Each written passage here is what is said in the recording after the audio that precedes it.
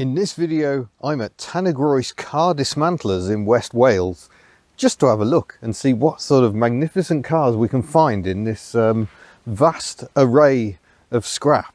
Don't get me wrong, it's no Horapito Motors. Most of these cars have not been here for quite so long as that place in New Zealand. Remarkable, decades old stuff. But we're going to have a nose around and see what we can find. And maybe we'll start with a sight that almost had Miss Hubnut in tears. And she's still looking a bit weepy now behind camera. It's a Daihatsu Citroen. So this is slightly larger than our Charade. I think you could still get them with a 1 litre engine. This one's a 1.3. But yeah, it's looking a bit sad. But it's a very, very good operation here. Notice there's a code written on the car. That's so because they've logged it, so that all the parts are available. They have a very comprehensive website. They sell stuff on eBay as well. So this little car will have its heart torn out and be smashed to pieces in the near future, but all the bits will be saved as much as possible. The cars are depolluted here as well, so all the oils and everything are removed, and then they're flattened and sort of crushed down. Are you okay, dear? She's starting to go a bit white. And shipped off to be shredded.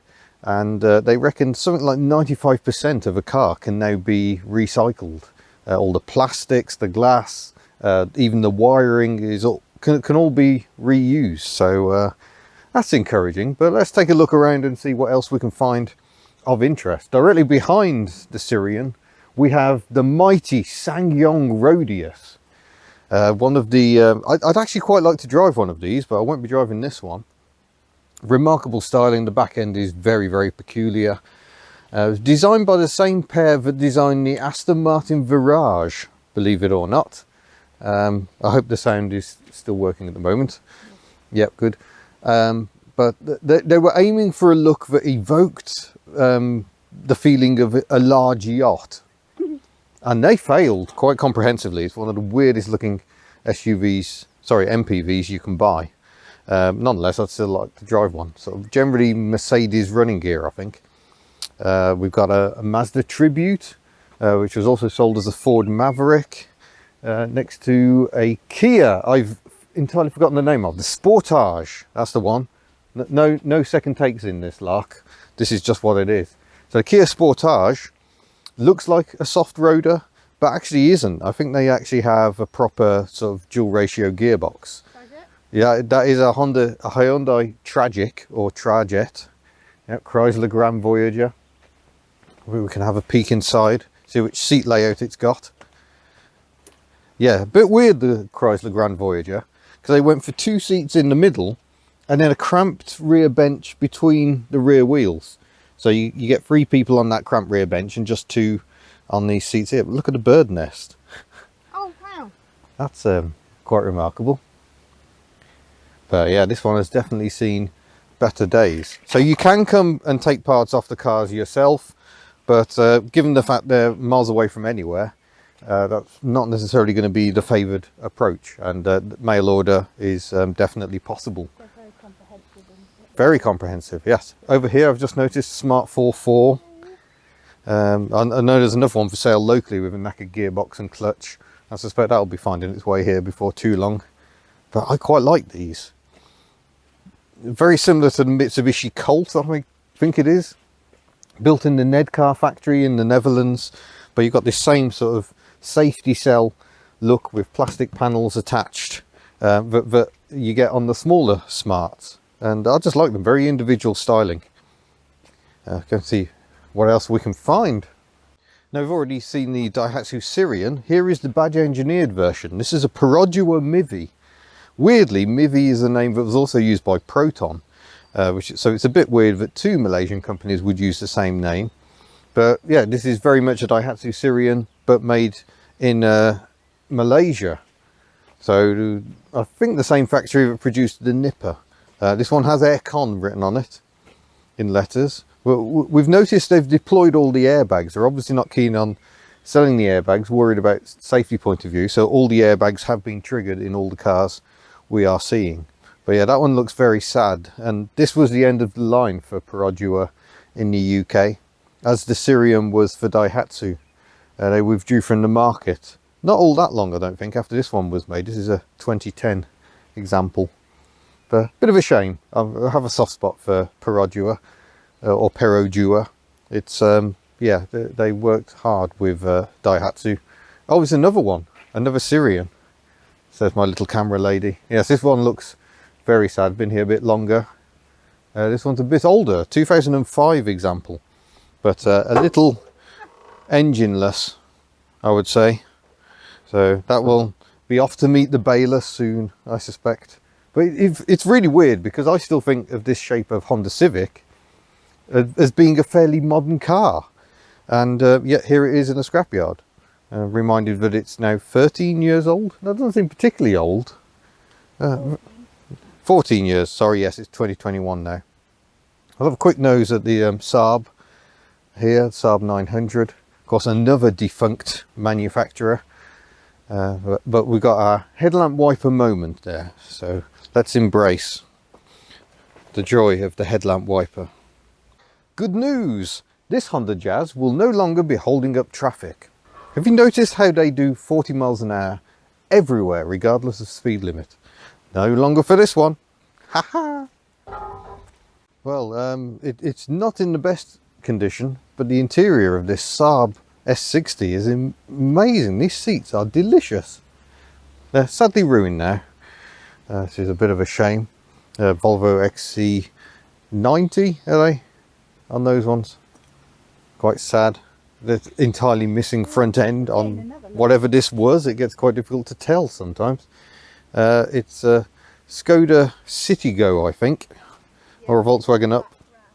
Yeah, these are quite funky little things. Again, it's just weird to see modern cars like this in a scrapyard. Look, the famous Skoda Fabia Saloon, a very rare car, but here is one. Look, nice engineering on those hinges. Yeah, very dumpy and weird looking. And newer Fabias here as well. And again, I just think of these as new cars. I remember hiring one of these to go and collect a car, what feels like only a few years ago, but it was actually 2013, I think. Not too many cars that we wish we could actually take home with us, but maybe all the Daihatsus. But yeah, most stuff here is looking quite tragic. But look, Volvo V70s. No, I'm carrying it for the moment. Okay, more headlamp wiper glory on the Volvo C70. I mean, this looks like a half decent car. You wonder what's happened sometimes, don't you? And we haven't found a Daewoo Matiz, but we have got a Chevrolet Matiz. Hello, camera. And yeah, again, this one's sad. You wonder what's happened. I wonder which engine this one's got. Oh, it's all right. It's the 4-cylinder version. You could still get these with a 3-cylinder engine. This is, I think, effectively, this is still an evolution of the Matiz I own, and which will be coming back soon. Work has begun. I've seen photos of work being carried out. Pantograph wiper moment. Is it still attached? It is still attached to a motor. But you want the seats, apparently. I think they look lovely in front. Would they fit though? Front seats. I think they're a bit big. Oh well, it's even got the spare key sitting on the passenger seat, on the driver's seat rather. I'd say they're a little grubby, dear. There are lots of vans. Of course, vans have very hard lives and also tend to get picked over very much for bits to keep other vans going. I'm just going to squeeze through here as best I can because look, I found a Bedford CF motorhome. That's definitely seen better days. This one won't be going on holiday again. Oh wow, look at the upholstery. That is revolting. Very stripped out in the back because you can use it to create your own camper van.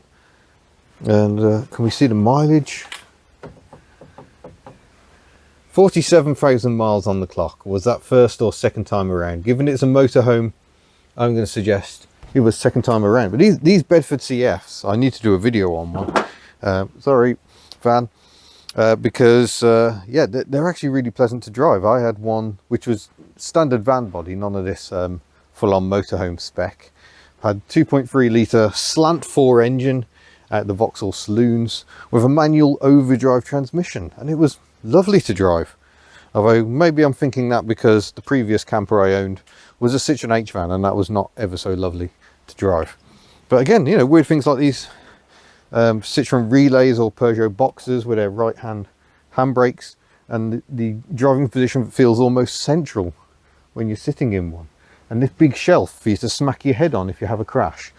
No, I'm not a fan really of these old Peugeots, but we're going to see what else we can find.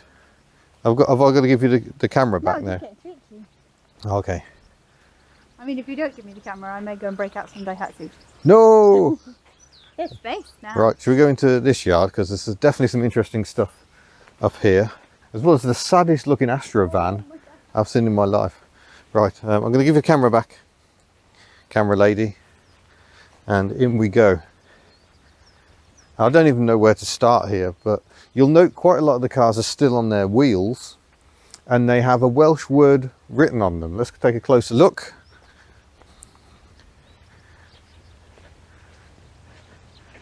And that Welsh word is Tan. And I'm afraid the fancy stickers are not going to save this poor little Hyundai Getz, is it? Look, you want to take in the beautiful stickers? Oh, yes.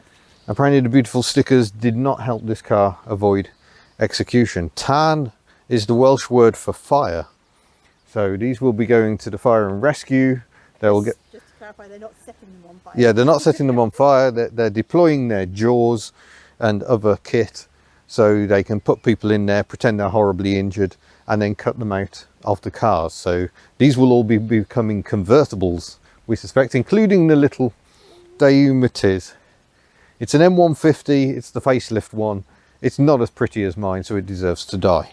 What? No? That's cruel. No? Oh, okay. I did not realise there was a little camper tucked over there. Yeah. Well, we've got some very interesting cars we're going to come back and look at down here, so don't worry. We're just skipping through the mud as we look at the what I call the shovel nose Mark IV Fiesta. Oh no, look where it's going. Yeah, it's got tan on it. It's had it a while though. It's been sitting here waiting to die. A couple of Celikas here, I'm not sure why, maybe they just haven't got room in the Toyota section. But, oh yes, it's a Citroen C15 Roma home. Oh wow. That is crispy. Yep, we'll go and have a look at that because that's definitely a Mark II Fiesta. Yeah, C15 Roma home. I don't know if this is a good idea or not.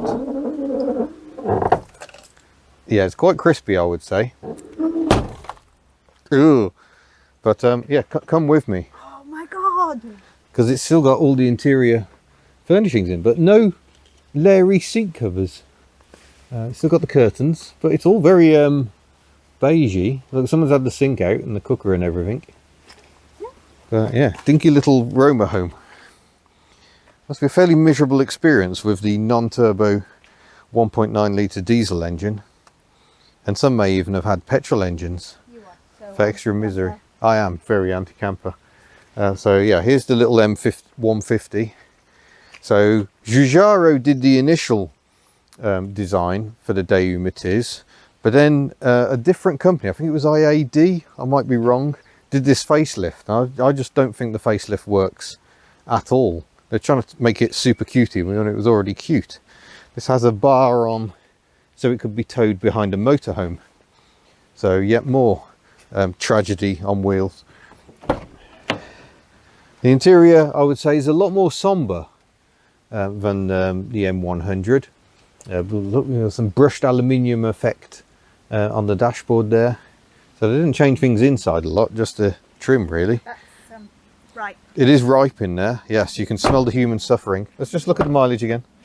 121,000 miles, but you wonder how many of those miles were done being dragged behind a motorhome. Toyota Yaris here, a very, very dead micro. So this is what the cars come back from the fire brigade as. They come back as convertibles.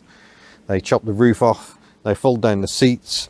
These really, really fantastic seats. Look at that, it's a shame nothing left to suffer. And yeah, in pieces. But yeah, that looks like an XR2 no less. Hiding up the back here. I'm gonna walk across this slightly dodgy mattress and we'll take a closer look. Oh, good grief. This is definitely ripe. See, it had a sunroof fitted. The sunroof is trying to fall out. I'm definitely not opening the door on this. Some lovely vegetation in there. No, it is attached, look. Yeah, I like the fact the whole side of the car moved when I did that. Let's try and leave that as we found it. And there we go.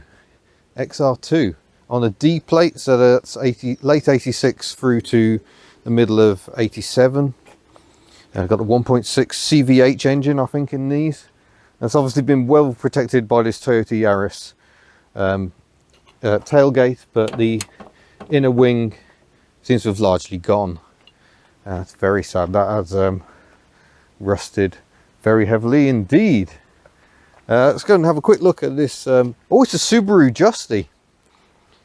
I thought it was a Suzuki Swift, but while it is a Suzuki Swift body and car, I think it has front four-wheel drive. Let's see if you can spot a diff under there.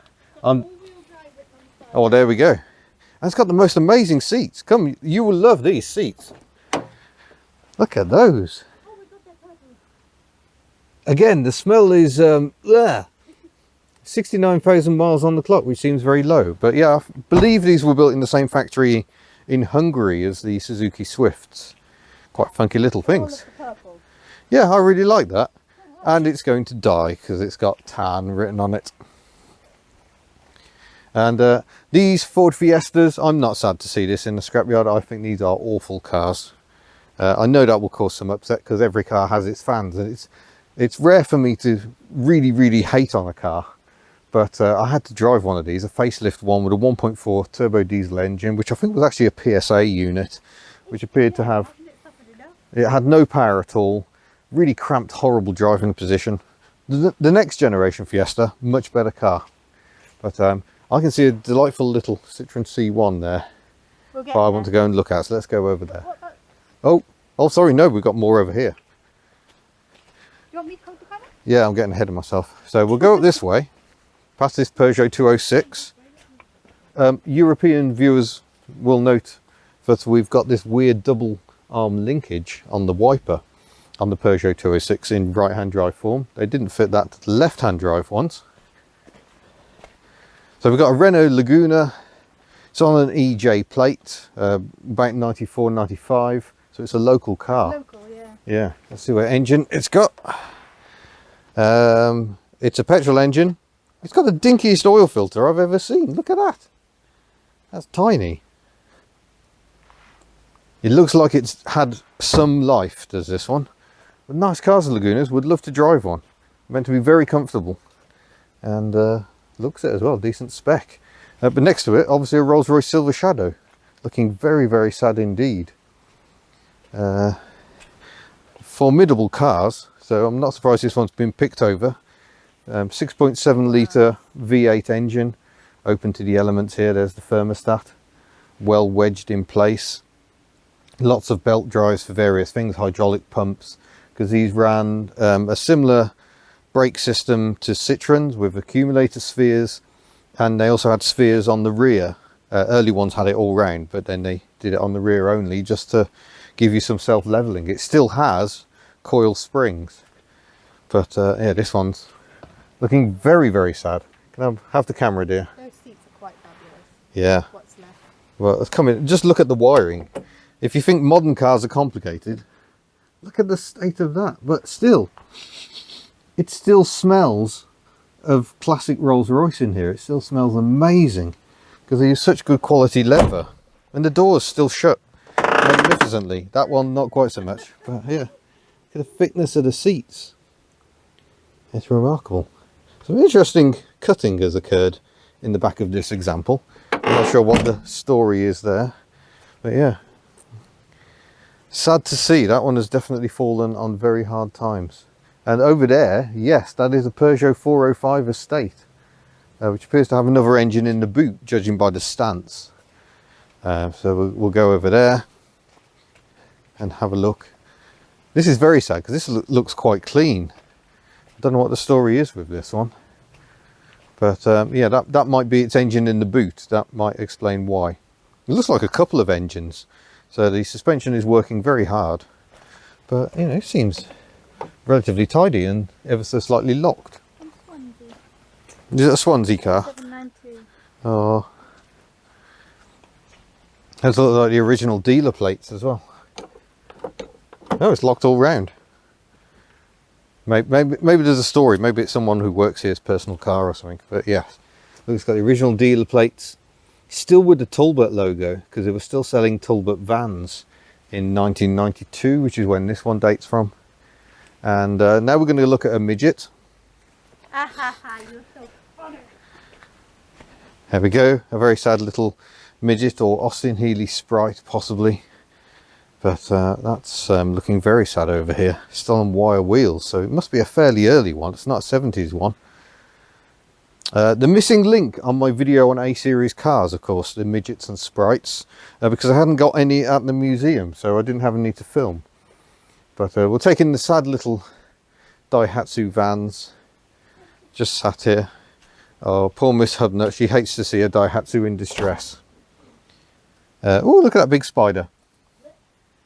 I'm glad these are UK spiders and not spiders like you'd find in Australia. I don't know what fell off then. But we're going to walk on round because you may have already spotted an Audi Quattro over there. That one will not be fired up anytime soon. Sorry, it's not a Quattro because you haven't got the flared arches. My mistake. It's a mere coupe. Don't know how many cylinders the engine is. So look under here. Ugh. 1, 2, 3, 4, 5. It is a 5-cylinder engine at least. That's a lot of water was in that bonnet. So yeah, very, very dead. Right, we'll go past these rusty cars because blimey do these rust. I mean, look at this. Oh. So again, the fire service will make good use of them. I think they take the engines out because they're looking a bit front end light, I would suggest, with the ground clearance. But again, just really funky looking cars, and they're great to drive. They're flimsy as anything, but they were cheap. And I think they did their job very nicely. Now this is one of those things that makes me feel really old. This is a Nissan Leaf in a scrapyard. The motor's gone. There's quite a bit of wiring left. I imagine the battery pack's gone out of it as well. But it's just really strange to see one in a scrapyard. Again, that's still a brand new car to me, but introduced to the UK in 2011. So 10 years ago. No idea how old this is. I'm going to go around the back and have a look. No number plate. So we don't know. But yes, I wonder what's happened to that. Sometimes you don't want to think too much about why a car is in a scrapyard. Oh wow, we are finding some gold here. Look, Renault Velsatis. With clap hand wipers, many airbags, because they were a very safe car back in the day. This one's got the full leather interior. I have done a test drive on a Velsatis, just a 2-litre turbo. I think it was. Oh, yeah, what an extraordinary looking car. Look, Miss Hubner is all over it. Like a nasty rash. Seems to have some of its service history here and everything. Oh. Look at the dashboard. It's locked because French. Oh, this is a lovely, lovely car. Yeah. I like the fact, look, the airbag's even got pinstripes on it. Oh my goodness, look at the little... Look at the centre console. For the back seat. Yeah, yeah. All mod cons.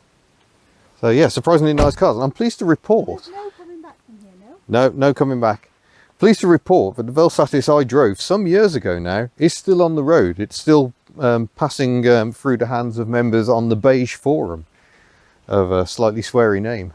But again, the Renault Scenic 2 has a double arm wiper in right hand drive form, but they still have a horrific triangle of doom. So not good. Engine's still good in this one apparently though. So if you want an engine, here's the place to come for it. And again, the Renault Clio's also had this weird double arm arrangement to try and kick the blade up into the top corner of the windscreen, only on right-hand drive models. Look, 2008. That's not an old car. Oh. Are you going to do that all the way round? Yeah, all the way around. All the way round. A little Panda over here. That's sad to see. A revolutionary car, I think, these little Pandas. It's a 4x4 as well. There's probably some useful bits on that. Alfa Romeo 156. It's only got the 2-litre engine, but a beautiful, beautiful car. Fiat 500s, including a convertible. Yeah, all fallen on hard times. How do we go through here without dying? We didn't come through here. We didn't come through here, did we? I'm going to have to use this Alfa Romeo because naturally I'm wearing appropriate footwear for walking around a scrapyard. I wasn't quite as clever as Miss Hubnut. Surprise, surprise. Oh wow, that was very green, whatever it was. Is that a new shaped Twingo? Oh, it says Clio on it, so probably a Clio then. Another Panda here. More Alfa Romeo goodness. And I love the colour contrast we've got going on over here. Between this like lime Citroen C1, that's another pantograph wiper moment, and the C3 next to it that was purple before it had a bit of a front ender by the look of it. Really do like these. I must try and actually buy one at some point. I'm not so keen on these, but that is a fantastic colour. But here are the clues, look. Bits of the car they just don't bother painting from the factory. That's not ideal, surely. Surely that opens it to rust. You would have thought so. It doesn't appear to be rusting, even though it's open to the elements here. So they're obviously doing something right. Should I hold? Oh, let's be friends. Isn't that cute? Oh, another lime green or lime yellow C1. Hello, Hi, here's the camera. Oh, sorry. And I'm going to look at this C5 because it looks like it might be better than my own. It's the facelift version, so it's got different headlamps. Oh, it's a bit in pieces in here. Yeah, that's not looking quite so good. I'd say that's fairly mouldy. So I think I'll pass on this one. What is that, the headlamp off? Something large. That's enormous. I think that's a later Picasso. C4 Picasso Yeah. headlamp. Yeah. Just sat there. Wow. But yeah, welcome to Peugeotsville. There are many Peugeots, none of them all that old, but that one's a very nice colour. Well, now things are getting serious. Here are the cars that have been baled. They've been crushed down. We've got a red Hyundai there. I think that might have been a Getz at some point. Vauxhall Corsa. That's just like my little baby sister's first car was a Corsa like that. It was rather larger. These have been absolutely reduced down to, yeah, not very much at all. Miss Hubnut is panicking about what this might have been. It was once purple. Yeah, it is. But yeah, I'm not too sure. It's very hard to see any identifying pieces in it. Look, even the seat is all folded in. So we don't know what that was. Yeah. Maybe you would like to, yeah, maybe you would like to try and identify it in the comments.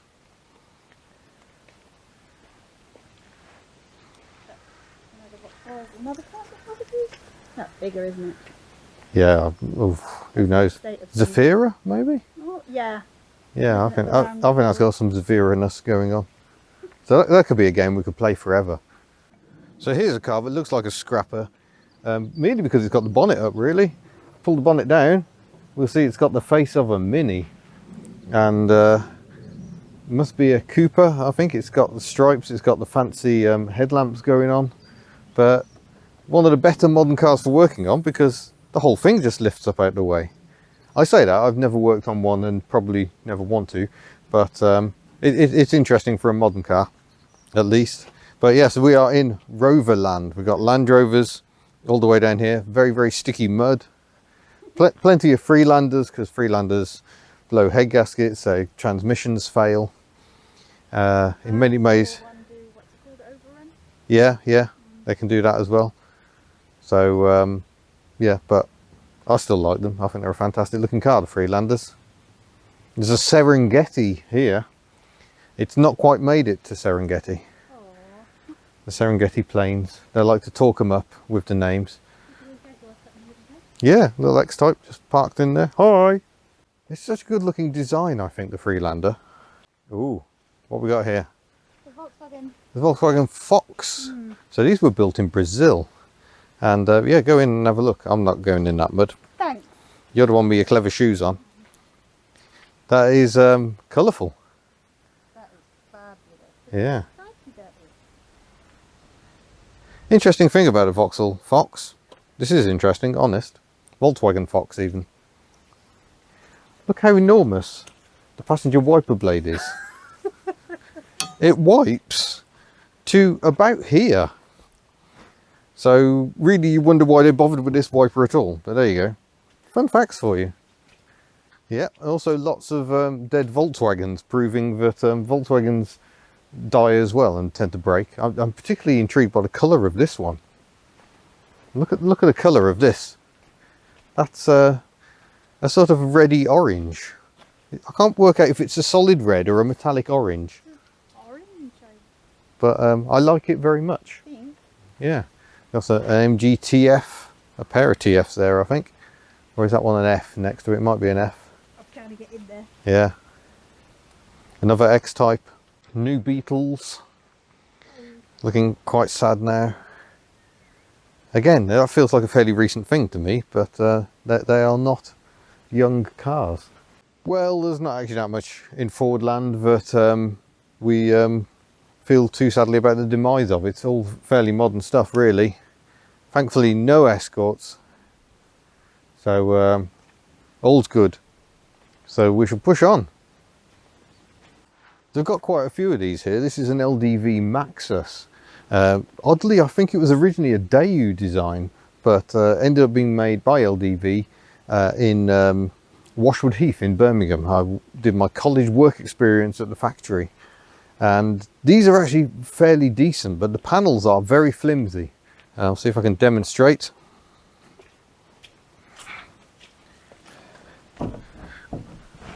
That door's moving a bit too much. There we go. Yeah. That is the problem with them. The panels are like paper thin.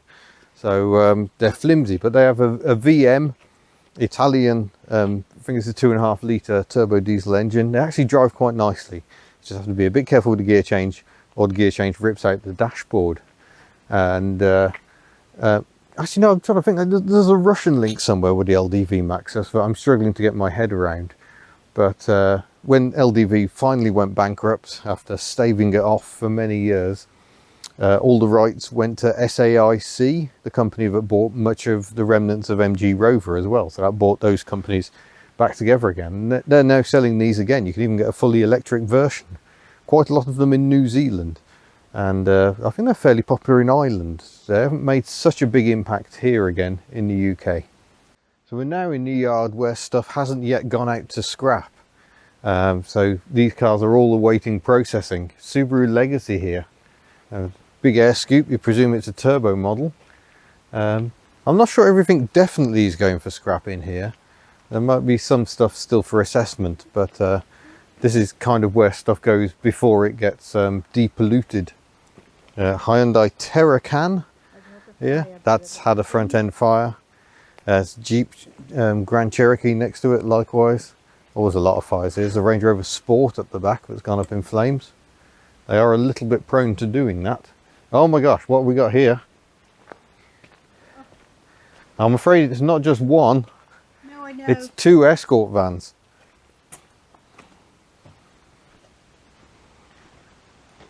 Well, Mark 6 Escort vans.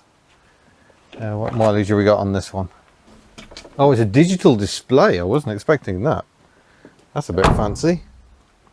But, you know, these are fairly tinny in themselves, really. And more unexpectedness. The later Smart 4.4, built as a joint development with Renault, the Renault Twingo. No engine here, because it's in the back. They're very rare for a modern car to be rear-engined. Yeah, here's the other Escort. That's the one I clocked. Yeah, still on its wheels. So it might not be dead yet, but the airbag's gone. Oh, sorry dear. And another Subaru over here as well. I think some of these cars may have gone through because they've got numbers on them already. So this is one of the older cars we've found. This very, very slammed BMW 5 Series E39. It's a 528i. So it's got a 6-cylinder petrol engine and the funky chunky wiper. These are nice cars. I don't know what fate has befallen this one. It's even got some lowering springs in the back. The engine is still here. Oh, K&N filter for extra performance, yo, as it sucks all that warm under bonnet air into the engine. But yeah, sad times for you, I'm afraid. Yeah, it really has got some springs in it by the look of it. Yeah, it's very sad. These are fine cars, but the problem is these big cars get quite expensive to maintain as they get older, and maybe that was ultimately the problem here. See, some corrosion is starting to creep in quite a few places. That could render a car beyond repair. We found more Rovers, including this 45 here. It's got the K-series engine by the look of it. It's not looking so happy. It's got seat covers in it. I was trying to find out the spec, but the hatchback has gone. But it is,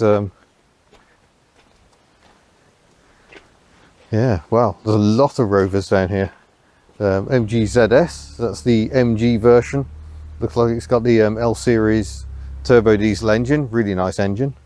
Whether oh no, it isn't an MG. Sorry, it's the facelifted Rover version. Oh, there's a stay there. Let's bring that down.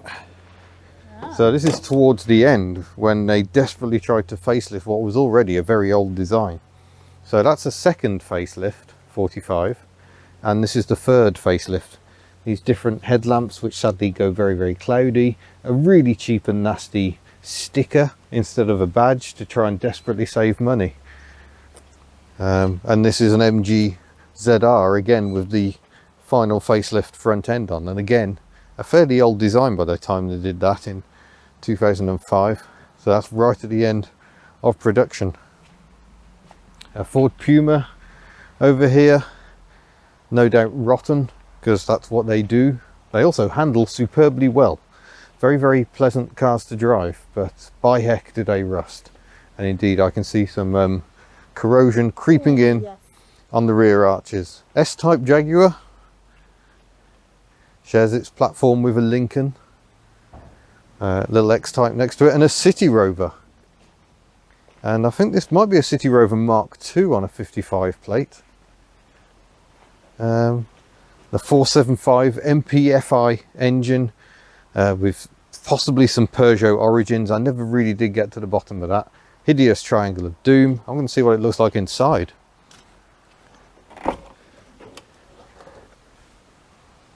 Oh yes, that brings back memories. But you know, quite nice seats. I mean, certainly my City Rover was not an uncomfortable car to sit in. I like the City. That's what I was sad for when you got this. Yeah, it was a good car, but getting parts was becoming a nightmare. There's a little Izam, or however you pronounce it, or possibly a Ligier, one of those little micro cars. Not generally much cop. Audi A4 is actually looking fairly elderly next to it there. But now we're into 75 territory. So again, an interesting comparison. On the left we've got a Rover 75 facelift, and on the right the original Rover 75. And it's a common myth that they just turn the indicators around to give it a facelift. But you can see these are actually different units. These are a fair bit smaller than the original ones. Both estates, as it happens, as well, and both in the same sort of metallic blue. Rolls-Royce Silver Spirit behind by the look of it. See if we can find our way through to it.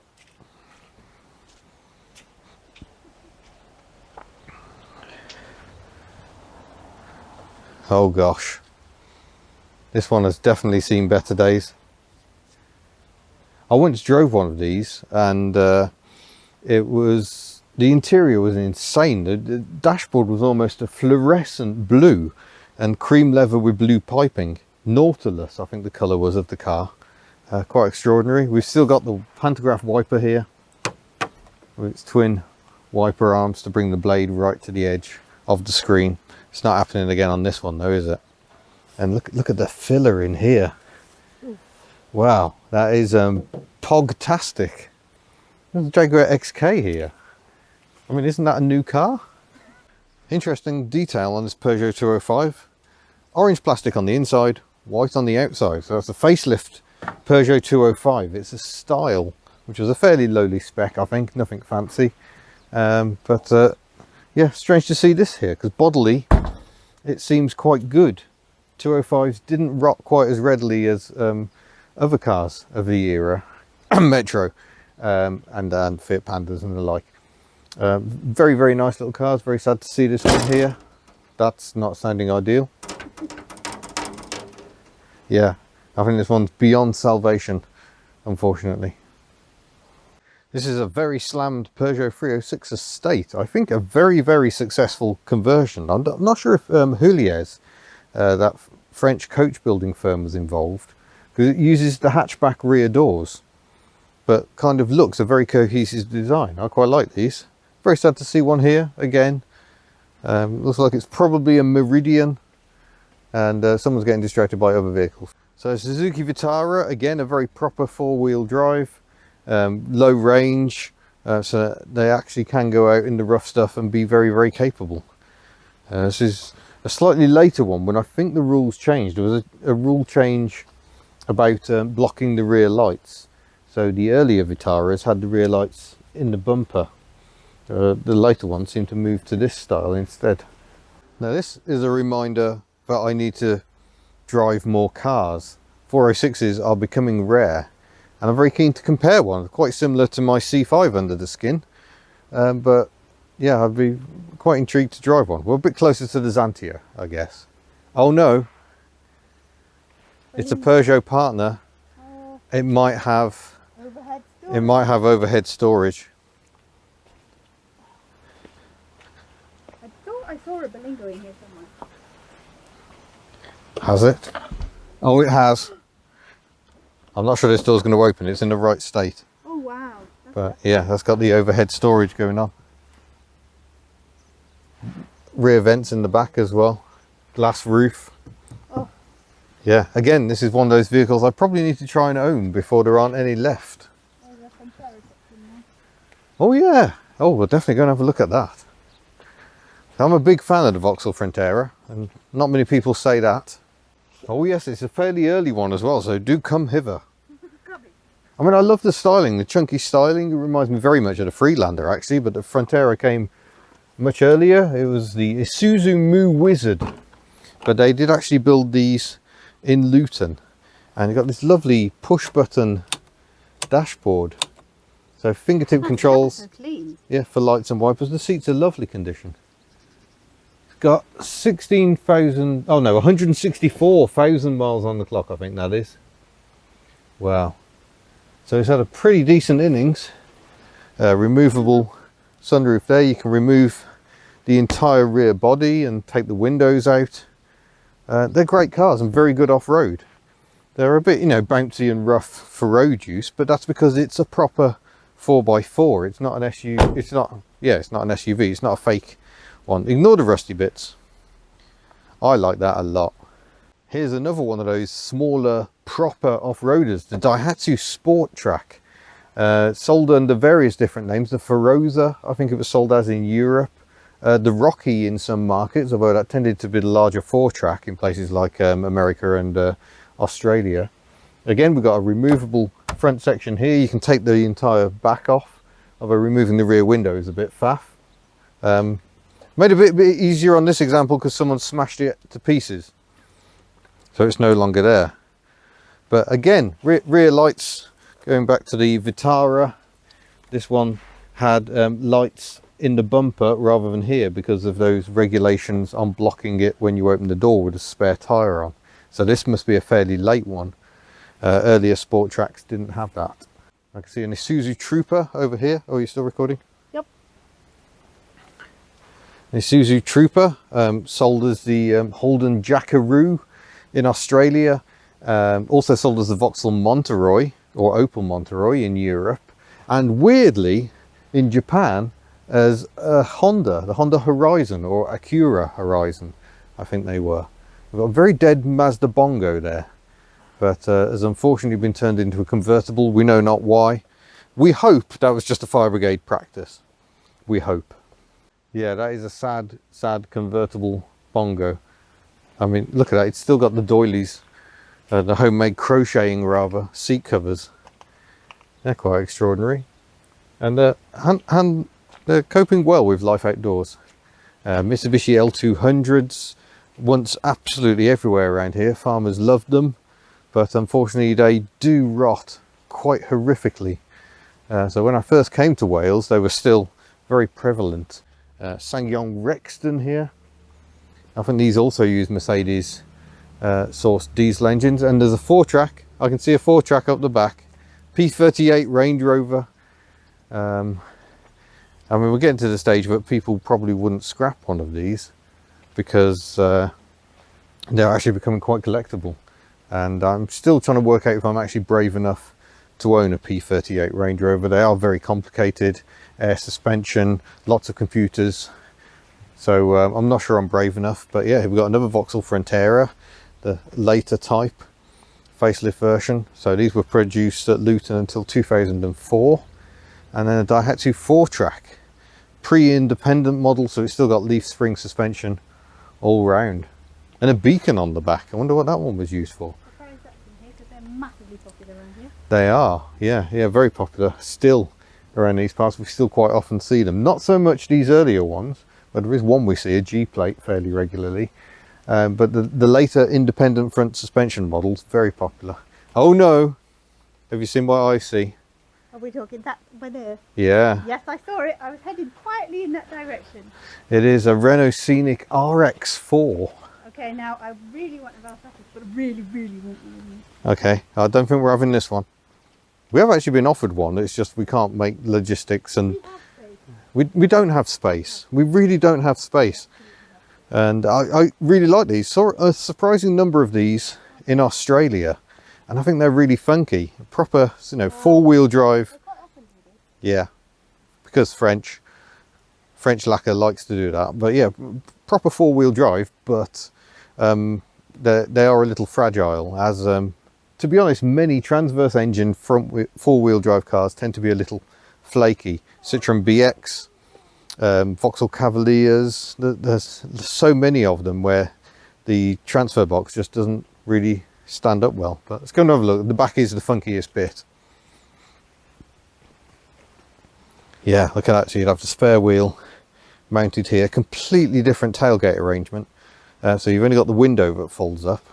A little wiper hidden down here. But yeah, this one's not looking very happy, I would say.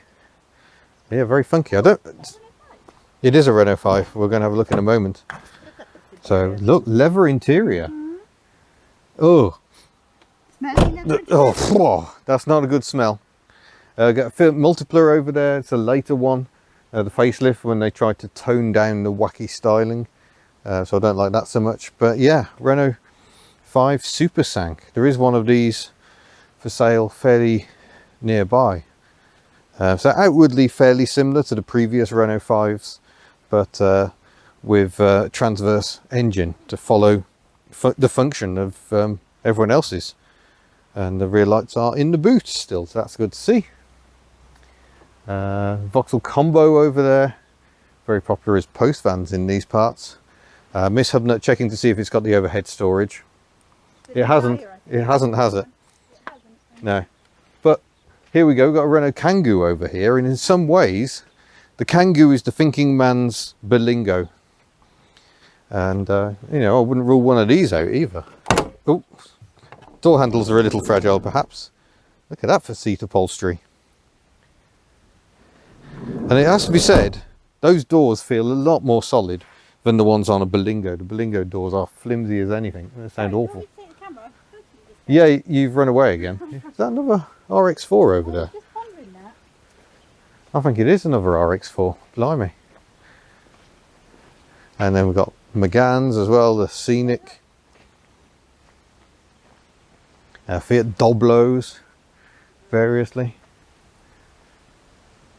Yeah, this is a great place. So lots of parts. And there's a C5 more like ours. We are slightly nervous. We're hoping our C5 doesn't get bailed while we're in here. Behind the gate, Yeah. So it's a VTR. Ooh, sporty. I think it might be a facelift one again, 2004. Maybe I should buy the rear wiper because mine is broken. Let's move this rear door. Thank you, Berlingo. So there's the combo and then the replacement combo, and the Vauxhall combo is now a Berlingo because of the way things have worked out. Oh yeah, that's looking a bit sad. And again, it is the facelift. Someone's had the door card off by the look of it. Maybe they were hoping for some decent speakers. And fairly early Berlingo up here with the earlier front end. And it's got the glass roof. It's had a replacement wing fitted by the look of it. Has it got the all-important overhead storage? Oh, it's got the colourful interior. Oh wow. Look at that. And yes, Oh my gosh. the overhead storage. Oh, dreams are made of such things. But yes, this would be massively practical as a family wagon. Well, not this example, especially now the door has just broken. You could give me the camera. Come on, door. Oh no. What was I saying about rear doors on Berlingos? Yeah, they're rubbish. It's slightly on the wonk you need to lift, I think.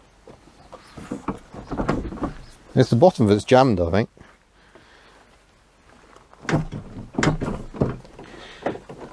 Yeah, I think there's a safety catch down there that isn't safety catching, isn't releasing. There we go. Job done. I know what I'm doing. So this is just a tiny part of the parts they've stripped off cars. So we've got wheels, I think these are wiper motors, rear lights, and that looks like a Ford C-Max one right there. Alternators on a rack down here, front bumpers, so many parts all ready to go. So here's the happier place. Here are some cars that you can buy. This BMW has a blown engine, so it does need a new engine, but it looks okay. We've got a Rover 75 here. I'm not sure what the status of it is, but if it is for sale, it will be listed on their website. Ford Ranger. Got a Kia over here. I'm trying to remember what Kia that is. No, it's not big enough for that. I'm wondering if it might be a Karen's. It is. It's a Kia Karen's. So if you like complaining, this is the car for you. A little Toyota IQ. Oh, that's had a bit of a bump. It is quite funny. This is Toyota's answer to the smart car. It looks quite a lot wider than the smart car. And also sold by Aston Martin. Aston Martin did a fancy grille, really fancy interior to create the Signet. This is Sterling Moss himself, sadly passed away now, but he had a Signet and it was based on this, the Toyota IQ. I've never driven one, I would quite like to. Mini Cooper here, that lovely metallic blue, which may look familiar to regular viewers because our neighbour painted his Vauxhall Viva in that very shade of blue. And yeah, a slightly pranged Renault Megane, but it doesn't look to have set the airbags off. Audi TT there. Oh, there's too much temptation in here. Land Rover Discovery 2. I could be tempted by one of those. Some models of the Discovery 2 had a clever suspension system called ACE, which is quite like the Citroen Activa. It uses hydraulics to cancel out the body roll. Air suspension at the back, the TD5 engines or a 4-litre V8. I think they're quite good cars. You could be tempted, and we're in a yard with one for sale. Yeah, it's bad times, isn't it? What could possibly go wrong? We've got trucks as well, and I can drive a 7.5 ton truck. I have the necessary license, so maybe I need to buy one of these and turn it into a camper stroke car transporter. I've got a Leyland DAF here. Oh, that's very soft. Quite like the look of this. Yeah, it's got an engine with separate cylinder heads, rather like the VM engines. So yeah, a little transporter body on the back and a certain Invacar maybe. That looks like it's got the hook for dragging containers onto the back. The old Not much Iveco. Volvo over there. Oh yes, we better go and have a look at that. That's a local plate as well. There's a French Lexus RX 300 here. This weird gold tinted glass that they did on these models. Sold also as the Toyota Harrier in some markets. But yeah, over here at the back, it's a Volvo 740 by the look of it.